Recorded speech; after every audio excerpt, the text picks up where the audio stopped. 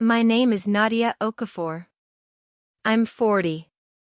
And 7 months ago, I received a letter from the IRS informing me that I was the registered director of a charitable foundation called the Okafor Family Legacy Foundation, that the foundation had filed tax returns under my name and social security number for the past 6 years, and that the foundation's most recent return had flagged discrepancies that the IRS wished to discuss with me directly. I had never heard of this foundation. I did not know my name was attached to it. I did not know my social security number had been used to register it. And I did not know, until I started making phone calls and requesting documents and sitting with a tax attorney for 4 very long hours on a Friday afternoon, that the foundation had distributed, across those 6 years, approximately $340,000 in grants. Of that amount, approximately $62,000 had gone to legitimate charitable recipients. The remaining $278,000 had gone, in transactions that my attorney described as irregular and that the IRS was describing as potentially impermissible, to individuals and entities that were connected, with very little separation, to my cousins, Marcus and Devon Okafor, who had established the foundation 6 years earlier and who had apparently decided, in the process of establishing it, that putting their own names on the directorship was less useful than putting mine. Before I tell you what happened when I called Marcus, please take a moment to like and subscribe. Only if this story is landing somewhere real. Drop your location and local time in the comments. I love knowing where you're listening from. Now, let me take you back. I need to tell you about my family before I tell you about the foundation, because the foundation does not exist in isolation and because understanding the specific architecture of the Okafor family, and specifically the branch of it that Marcus and Devon occupy, is essential to understanding both why they made the decision they made and why putting my name on it rather than their own was a specific and deliberate choice rather than an administrative oversight to my family is Nigerian American, second generation on my father's side. My grandfather, Emmanuel Okafor, came to the United States in 1971, built a business importing West African textiles, and spent 40 years building something that was, by the time he died in 2009, a meaningful piece of the family's collective history and a source of the specific kind of pride that first-generation immigrants carry about what they built in a country that was not theirs by birth. Emmanuel had 3 sons. My father, Charles, who became a physician. My uncle Raymond, who took over and eventually sold the textile business. And my uncle George, who was Marcus and Devon's father, who spent most of his adult life in the orbit of his brother's more organized successes without establishing something fully his own, which is a pattern that produced in his sons, I have come to believe, a specific combination of ambition and resentment and the particular willingness to cut corners that sometimes emerges when people believe they are owed something they have not received through ordinary means. Marcus is 38. Devon is 35. They are my cousins, the sons of my Uncle George, who died 4 years ago of a stroke that was fast and without the kind of extended illness that sometimes allows families to have the conversations they need to have before the person who might have moderated the worst of the family dynamics is no longer there to provide that service. George's death removed the last moderating influence from Marcus and Devon's lives and left them, from what I have been able to reconstruct from conversations and from documents, in a situation where they were managing the remains of a modest inheritance and a set of ambitions that were not being met by the legitimate means available to them, had a relationship with Marcus and Devon that was warm but not close, the relationship of cousins who share family gatherings and a genuine affection and the specific kind of easy familiarity that comes from having grown up in one another's presence without having ever developed the deeper intimacy that would have required more regular contact and more honesty than family gatherings typically produce. I knew Marcus was entrepreneurial. I knew Devon had worked in finance and had left that position under circumstances that were described to me, at the time, as a restructuring, and that I had not pressed for further detail on because pressing for detail in those situations in my family was not something that was encouraged or that I had ever seen produce a good outcome, had a reputation in my family. I want to name this directly because it matters to why my name ended up on the foundation. I have a PhD in public health. I work at a research institute studying health equity in urban communities. I have received 2 federal research grants in my career. I have served on the boards of 2 legitimate nonprofit organizations. I have a professional reputation that, within my family, is understood as a form of credibility that Marcus and Devon apparently decided was useful for purposes they did not tell me about. The letter from the IRS arrived on a Tuesday. I read it at my kitchen table and spent the first 20 minutes after reading it in the specific state that arrives when something large and official and unexpected arrives in your mail, and you are trying to understand whether it is real and what it means and what you are supposed to do about it. Then I called my tax attorney. Her name is Patricia Wells, and she has handled my taxes and my research grant compliance for 8 years, which means she knows my financial and professional history well enough to understand immediately why the letter she was describing to me made no sense in the context of that history. She said, "Nadia, I need you to send me the letter immediately, and I need you not to contact the IRS directly until we have talked further." I said, "I need you to tell me if this is real." She said, "The letter is from the IRS. It is real. What I don't yet know is what it means for you specifically." She said, "Does the name Okafor Family Legacy Foundation mean anything to you?" I said, "Nothing." She said, "Do you have any knowledge of being listed as a director of any charitable foundation?" I said, "None." She said, "Okay." She said it in the specific way that good attorneys say okay when they are processing information and deciding what to do with it. She said, "Let me request the foundation's filings and we'll understand the scope of this before we decide how to proceed." The filings arrived within 48 hours. Patricia and I reviewed them together, across those 4 hours on a Friday afternoon, going through 6 years of tax returns, 6 years of grant distributions, 6 years of board meeting minutes that appeared to have been drafted rather than recorded because they reflected a level of procedural formality that, in Patricia's professional assessment, was inconsistent with how organizations of this size typically document their governance. My name was on every document.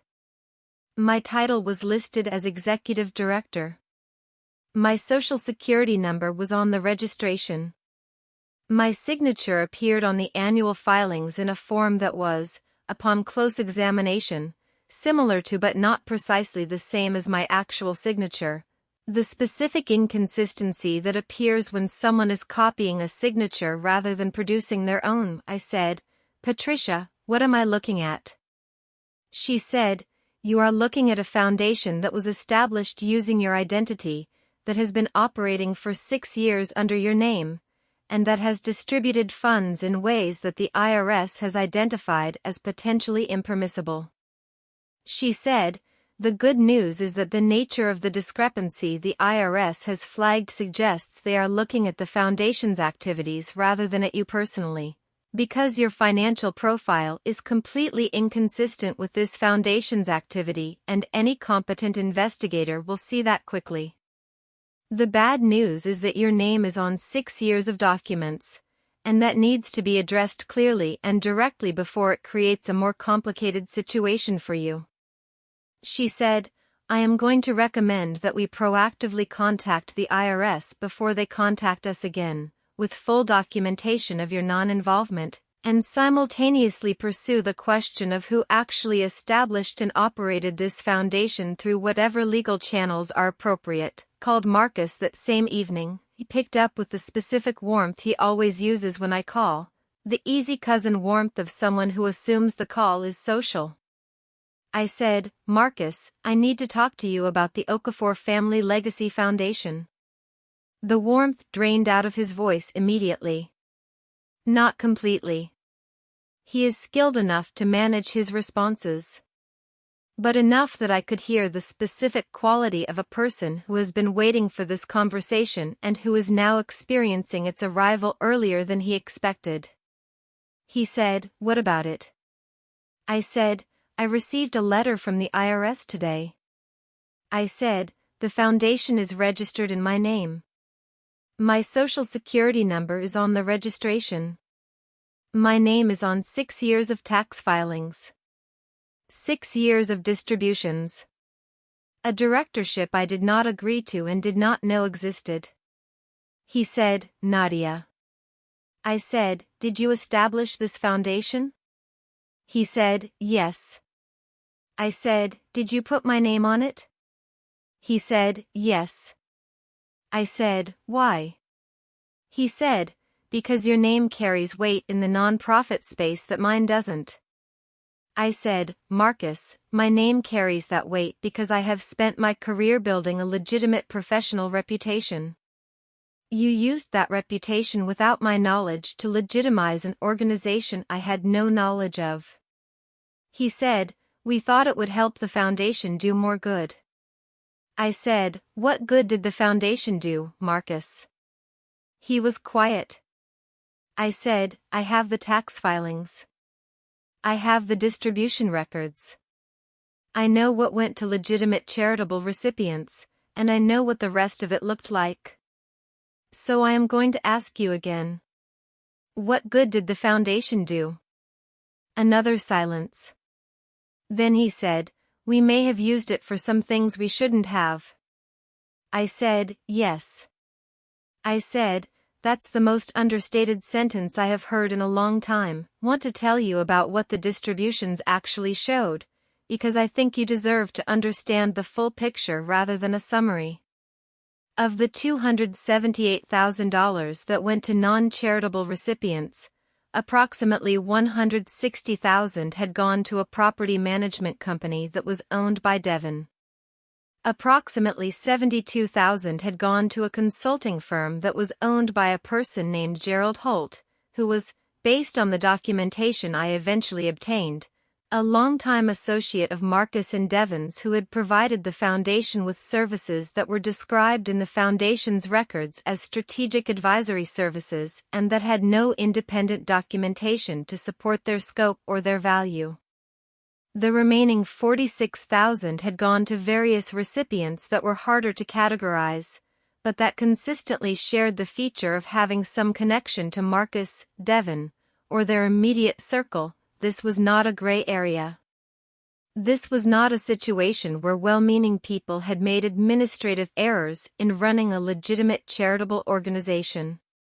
What Marcus and Devon had built was a mechanism for routing money through a charitable structure in ways that benefited themselves and their associates, using my name and my professional reputation to provide the legitimacy that their own names and reputations could not provide, because they understood that a foundation with my name on it would receive less scrutiny than a foundation with their names on it, given the specific contrast between my professional history and theirs. I retained a tax attorney and, separately, a lawyer who specialized in non-profit law and white-collar financial matters, a man named James Osei who came to me through a referral from Patricia and who understood, from the first conversation, the full legal landscape of what had happened. James's assessment was direct. He said, Nadia, what your cousins did involves multiple potential violations. Using your identity without consent to register a legal entity. Filing tax documents in your name without your authorization. The improper use of charitable funds. These are serious matters, and the seriousness of them does not decrease because the people who did them are your family. He said, you need to understand clearly that your legal obligation here is to cooperate fully with the IRS and to provide documentation of your non-involvement, and that protecting your cousins from the consequences of their own actions is not something you are required to do and may not be possible in any case given the information the IRS already has. Spent a week sitting with that assessment before I decided what to do. Not because I was uncertain about the legal path. James had been clear about that. But because the decision about how to handle the family dimension of this, meaning what I said and did not say to Marcus and Devon and how I navigated the relationship in the aftermath, was mine to make in a way that the legal dimension was not. I went back to Marcus. Not by phone this time. In person, at a restaurant, because I wanted this conversation to have the weight that an in-person conversation carries. Devon came too. I had asked for both of them, and they had both come, which told me something, either that they understood the gravity of the situation or that they had decided, together, on a response they wanted to deliver in a unified way. I said, I have met with 2 attorneys. I said, I want to tell you what is going to happen, and then I want to tell you what I am going to do about it. I said, the IRS has already identified the discrepancies in the foundation's distributions. That process is going to continue regardless of what I do or say. My attorneys are going to cooperate fully with that process and provide documentation that establishes my non-involvement, because my non-involvement is the truth and because I am not willing to have my name and my professional reputation be the thing that absorbs the consequences of what you built. I said, that is not a threat. That is simply what is going to happen. Marcus started to say something. I said, let me finish. I said, what I want to say to you, beyond the legal situation, is something simpler. You looked at what I had built, a professional reputation that I spent 15 years developing through specific, hard, legitimate work, and you decided it was a resource you could use without asking. You put my name on something I would never have agreed to be part of.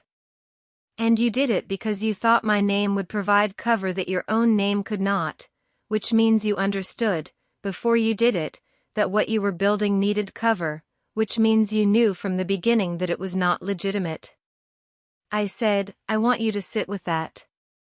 Not for my sake. For your own. Because the specific thing you did, taking the legitimacy you could not earn and attaching it to something you built in the dark, is the thing that will follow you, not just legally but as a fact about who you chose to be. Devon said we needed the money. I said, I understand that you needed money. I also understand that there are ways to need money that do not involve using your cousin's identity to run an impermissible charitable scheme. He did not respond to that. I had not expected him to. Marcus said, what happens to us? I said, that's not something I can tell you, and it's not something I am going to try to manage on your behalf. What happens to you is going to be determined by the IRS and possibly by other authorities based on the documentation that already exists. I said, I am not going to add to that documentation by making accusations. I am also not going to protect you from what the existing documentation already shows. I said, that is the honest answer to your question. He said, and the family? I said, that is a separate question and a longer one, and it is not one I am ready to answer tonight.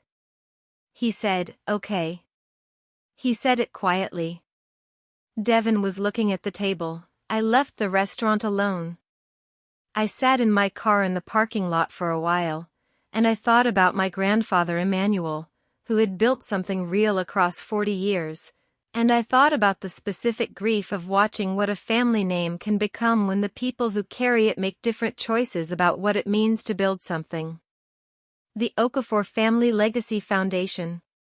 That was the name they had chosen. Legacy. The foundation's name contained the word my grandfather had spent his life making real, and Marcus and Devon had taken that word and attached it to something that could not survive the light. The IRS investigation is ongoing. My cooperation has been complete and fully documented. My attorneys have established, to the IRS's satisfaction, that I had no knowledge of or involvement in the Foundation's activities. The question of what consequences Marcus and Devon face from the investigation is not mine to answer. It will be answered by people with more authority over it than I have. What I can tell you is that my professional reputation, which was the thing they used and which was the thing I was most afraid of losing when the letter arrived, has not been damaged by this. My colleagues, the organizations I work with, the people whose opinions of my work matter to my actual life, know the difference between the Foundation and me, because I told them, directly and honestly, before they could learn it from another source. That directness, which was uncomfortable and which required me to explain a situation I had not caused, was the thing that protected the reputation that my cousins had tried to use for their own purposes. I protected it by being honest about it. Which is, I have come to think, the most fitting possible response to what they tried to do with it. My relationship with that side of the family is changed. I see Marcus and Devon at family gatherings, because our family is the kind of family that continues to gather, and because I have not made a decision to fully remove myself from it, but the relationship is different. Not hostile. Careful. The kind of careful that arrives when you have seen what a person is willing to do and you love them as family without trusting them as people, which is a specific and uncomfortable combination that I am learning to hold without letting it collapse into either pure affection or pure distance. I want to talk to you directly now. Wherever you are. Whatever time it is. My cousins used my name because my name had value they could not generate themselves.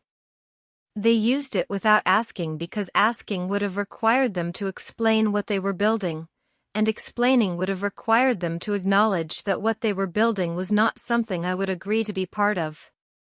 The decision not to ask was a decision not to be honest.